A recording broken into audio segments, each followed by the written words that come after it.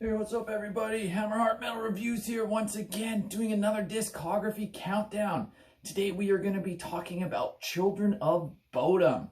What can you say about these guys? I mean, melodic death metal, one of the most popular bands in this genre for sure. Kind of hints of power metal, at least in the beginning stages of their career. They're almost more of a power metal band, but with harsh vocals and different stuff going on. A lot of keyboards as well, interspersed with the guitar.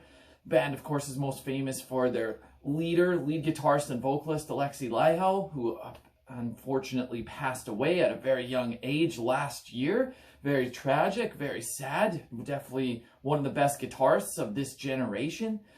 Children of Bodom, they really have that trademark Finnish sound. Get it compared to other similar type of bands like Norther and Kalma. But the sound is unique to them as well. They put their own spin on it. In the early days, it really had like very much a European power metal flavor with all the melodies and stuff like that. They kind of got away from that a little bit in their mid-career and later stuff. Early on, this was a band that I really liked in my teenage years, like around the time of being like 17 years old to maybe 21 or 22. They were definitely one of my favorite bands. I kind of lost interest in them a little bit over the years. They'd kind of hit a lull in the middle of their career where I wasn't really that into some of the stuff they were doing.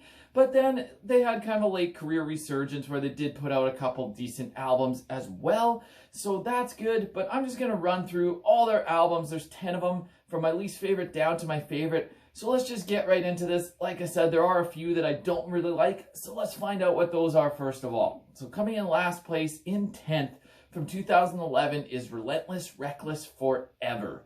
This was their 7th album, and yeah, I just really don't like this one at all. I'm sorry. If you like it, more power to you. I mean, these are just my opinions as usual. This one kind of followed in a trend of on a downward trajectory. They had the couple albums before were a little disappointing, but then this one was really the low mark in their career. In my opinion, it just didn't really have the same Children of Bodom sound that I wanted anyways. Maybe this was the direction they wanted to go. Like this was a much more commercial direction, but I just felt like the songwriting's really not up to par. Like this band had so much talent, but I felt like this album just really didn't capitalize on that talent. It was just really disappointing knowing what they can do and that they weren't doing it. It just really felt like watered down melodeath at this point.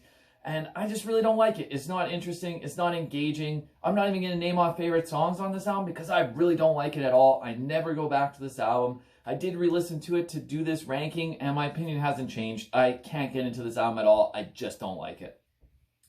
Coming up next at number 9 is the album right before this from 2008, Blood Drunk. So this was their 6th album, and this one is almost bringing in like some metalcore influences and like groove metal.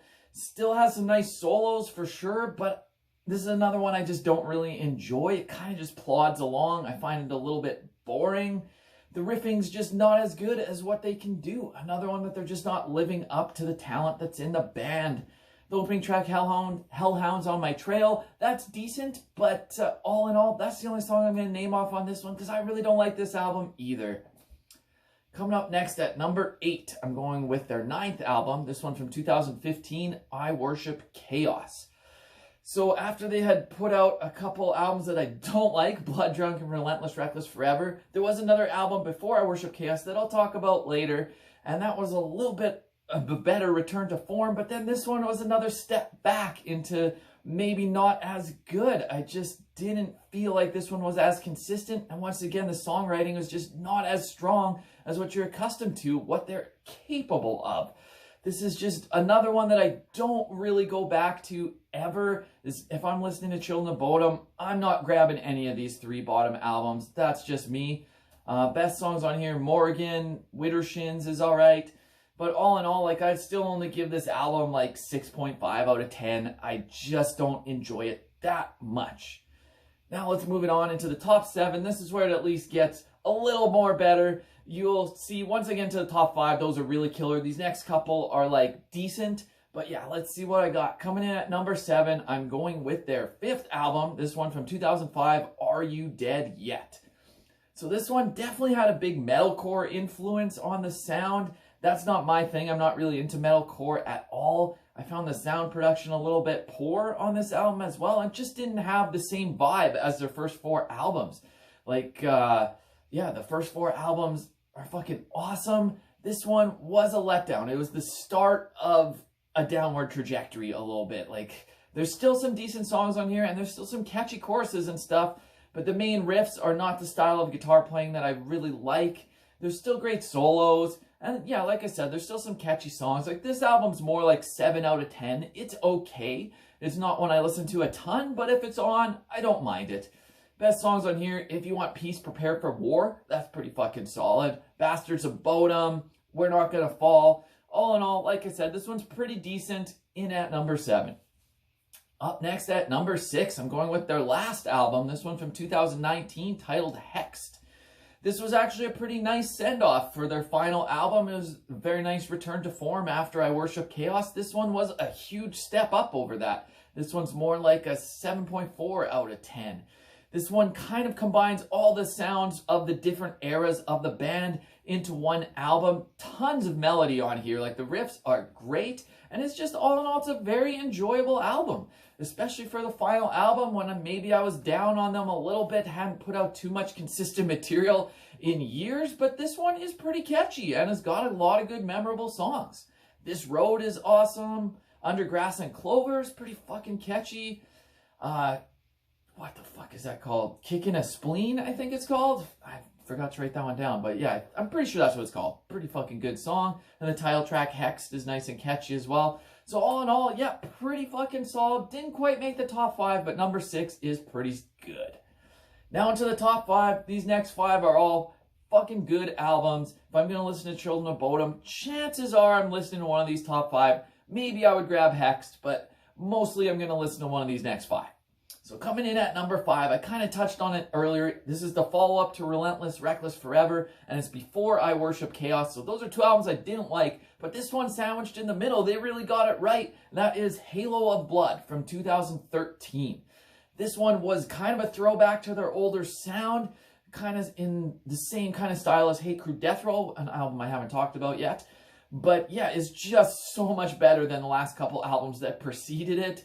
The nice melodies are back compared to those other albums. It don't really have so much of the metalcore influence, and it's just a better style of songwriting for Children of Bodom. This kind of album suits them so much fucking better than the crap that they were doing with Blood Drunk and Relentless, Reckless Forever. Like, throw that shit in the trash. Go listen to Halo of Blood. It's pretty fucking solid. Best songs on here, the title track, Halo of Blood, is really good. Transference, Bodom Blue Moon is fucking solid. All in all, yeah, this one's like 7.5, 7.6 out of 10. Very enjoyable album. Now into the top 4. Coming up next at number 4 is their 4th album. I just talked about it, Hate Crew Death Roll. This one is from 2003. So this one is when they kind of fully embraced going in a much more commercial and accessible direction. This is when they were kind of became one of the most popular Melodeath bands out there. The vocals changed a little bit from the first few albums, kind of incorporating more of like a hardcore or metalcore tone to it at some point, and they started bringing in some elements of groove metal, but all in all, this album still kicks ass. Like, the double kicks, drumming is fucking awesome, a lot of sing-alongable choruses, still super catchy, tons of melody, really enjoyable riffs, and fucking great solos, and can't really ask for much more in this kind of style of music. It's a great fucking album. This one's like an 8 out of 10. I used to listen to this album a fucking ton.